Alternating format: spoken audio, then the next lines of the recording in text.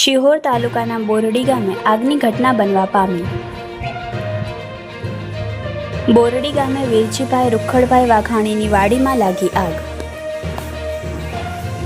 જોત જોતામાં આગે વિકરાળ સ્વરૂપ ધારણ કરતા આગમાં ટ્રેક્ટર બળીને ભડથું થયું.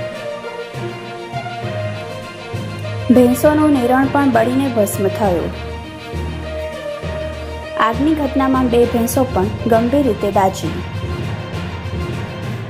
આગની ઘટનામાં ખેડૂતને થયું મસ્ત મોટું નુકસાન.